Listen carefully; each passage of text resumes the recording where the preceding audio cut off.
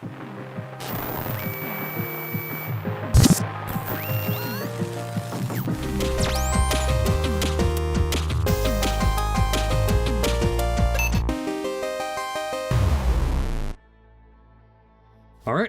so, hey there everyone.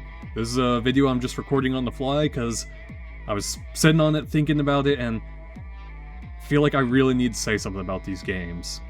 A while back on the, sometime last year, I did 10 hidden gems of the PS3 and 360, and I just felt like doing it again. Following up with, mostly PlayStation 4 titles. Some of these are multi-platform, so keep that in mind. You can play some of these at least. And, man, I just gotta say it. I've asked so many people about these games, and kind of felt around, looked around on the internet. You never see people talk about these, ever. At least, not enough. So, I want to try and give them a little more of a spotlight, more of the respect that they deserve, and a chance for any of you out there curious to check them out. And I hope people don't go off on saying, hey, you're about to drive up the price of these games, saying this kind of stuff, because I got yelled at by people over that on the last one, but I think I doubt I would affect that very much, not to mention it was really nice seeing people go, hey, I checked this out, it was amazing, thank you for recommending it. That feels really good to be able to hear that, so let's see if we can make it happen again. So, first up, I want to share with you something that I did actually make my first video out of on this channel. Ace Combat 7, Skies Unknown. This game is such a hidden hit to me. The Ace Combat series, it's got a very loyal and well-respected fan base, and they love the games, and I can see why. The universe that they set up around the Ace Combat 7 games is just amazing. It kind of parallels the real world with countries that are made up, but they're meant to reflect ones in our world, while using real aircraft. And the aircraft that you have in this game, each one kind of falls into a different class of what they're intended for. Air versus air combat, air versus ground combat, or multi-purpose. And it is just incredible what they got out of this game. I didn't expect such an emotional story with such awesome dialogue. The characters, as they banter around, you really do start to get attached to them and get some laughs. It makes for having a really cool squad on here, what they put you through in the story, and not to mention, it has the coolest PlayStation VR mode I've ever played. It's very short, but it's still the coolest one I have played in VR by far. If you have VR, definitely check it out, but for those of you on both Xbox and PS4, give this game a go. It's got a long campaign, lots of variety in the missions, a lot of fun, and not to mention, yeah, a very, very amazing soundtrack. Awesome score that really sets the tone for the missions and the drama, the intensity of every scene. It's incredible. A lot of awesome set pieces, and just, I can't praise and respect it enough. You could start off with this as your first game in the series. Don't worry, my first actual hands-on experience with a game from Ace Combat was Assault Horizon. Fans of Ace Combat, don't shoot me for saying that. But, yeah, I very highly recommend checking this one out. If you're at all interested in dogfighting, and even if it may not sound the most interesting to you, I'd say it's worth a rental, a quick pickup, or giving it a shot. You might find that you like it. So, Ace Combat 7. Give that one a try. I'd easily give that like a 9 out of 10, 9.5 out of 10. Now, next up. This one has, I think, been mentioned a little bit as of late, but it never ever got the respect it deserves. Ever. And it's tremendous shame. But Alien Isolation. This is one of the best horror games I have ever played. The AI of the alien is incredible, still one of the best. Just the sheer tension. They captured the aesthetic, the atmosphere, everything of the Alien movie so well, especially like the first one, where you're playing as Ripley's daughter, Amanda Ripley. And she's trying to figure out what happened to her mother. And as you go to the space station where supposedly they found evidence of what happened, you find out things have taken a very, very dark turn there. It creates tension unlike any other game I've played. Having the radar and just that famous beep, beep, beep, beep, beep, as you could just see a little dot on radar and go, oh my god, where's the alien? I'm looking right in front of me and I don't see it. What is this? Just the sort of stuff that goes on. They nailed it! It is scary. You feel powerless against this relentless alien AI that is learning from you. Learning your tricks and hunting you down. Even something as small as taking out a shotgun and firing at one of the other types of enemies in this game, whether that be humans or androids. Either one you have to watch out for. It will hear that gunshot and be able to try and track you down just from that. Not to mention, you can pull a cool trick at the same time of luring the alien out to your enemies and having them get taken care of without you spending a single bullet. It's just incredible. Very, very intense, very scary, and I love it. I absolutely love it. If the Alien franchise interests you at all, check it out. No questions asked. If you love survival horror, check it out. No questions asked. Just go for it. It's an incredible title, and I don't think you can go wrong with that. Alright. Next up, for some of you, this should not be a surprise. But tell me, do you like giant robots?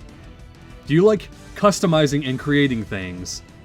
Do you like turning yourself into an overpowered, absolute monster of a machine? Do you want to be able to wreak havoc and completely annihilate a battlefield?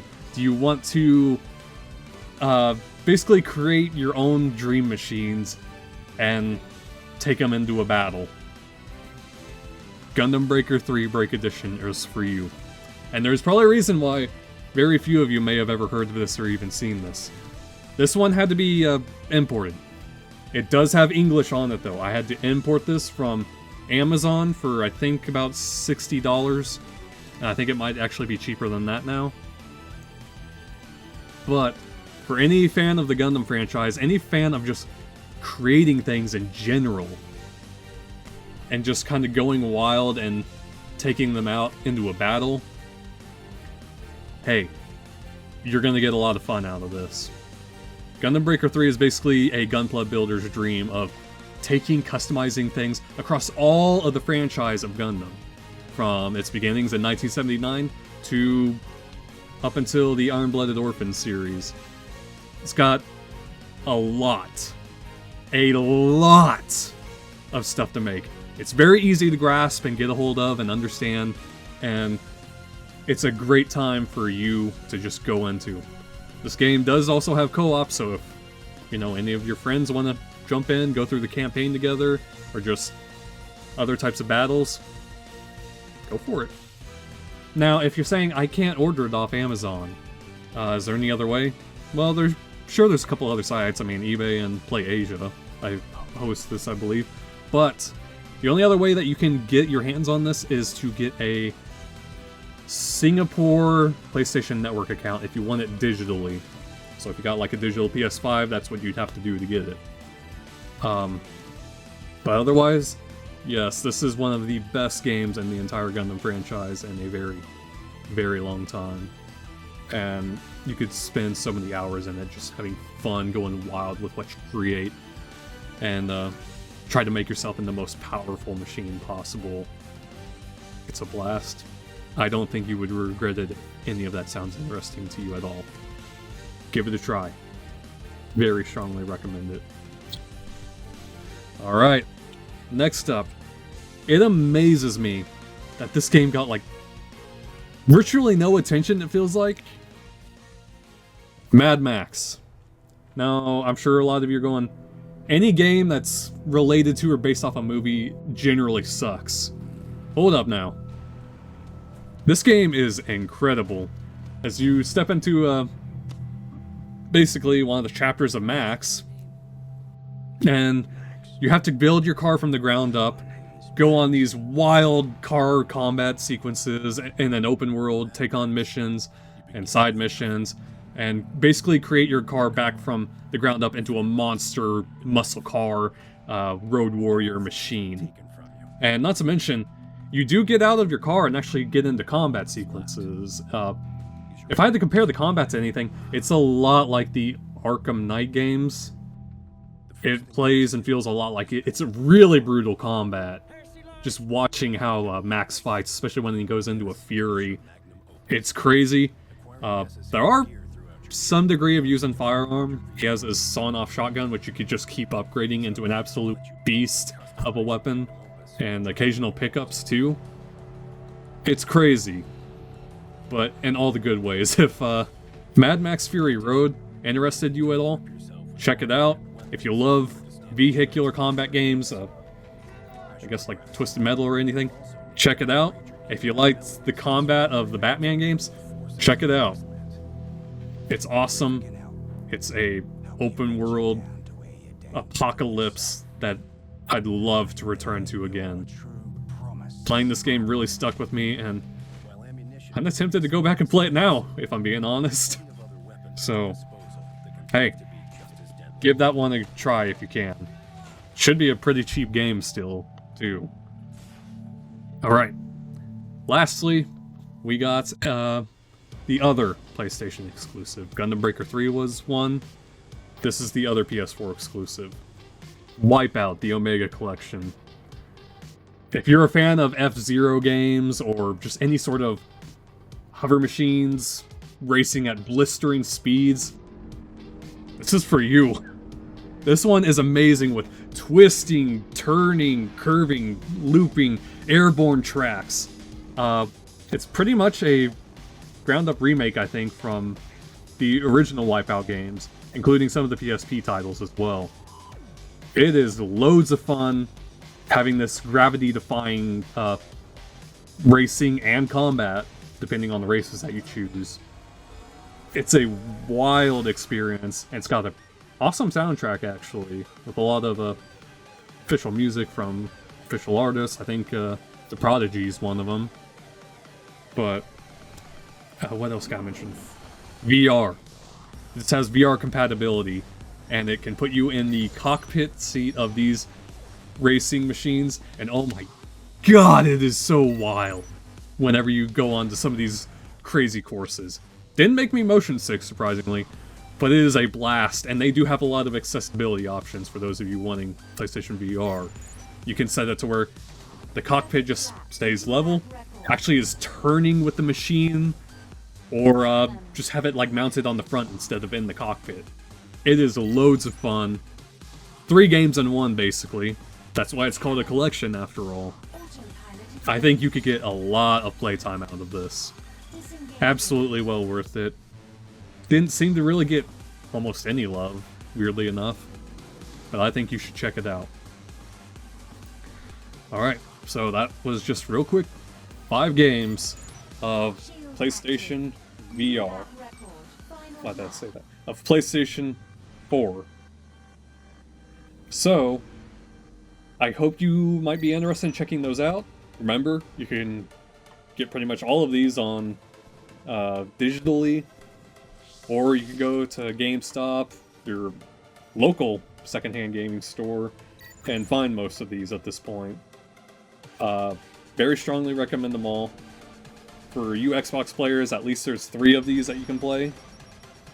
And yeah, just wanted to share this with you. If you think you'd like to see more of these, because Lord knows I have plenty of games. There's at least 2000 in here, probably. Just let me know and I'll be glad to share more from... I've got stuff clear back to the NES to now with PlayStation 5. So, yeah, that about wraps it up. Hope you take care out there. Hope you stay safe. And take care of one another. So until next time, everyone. See ya.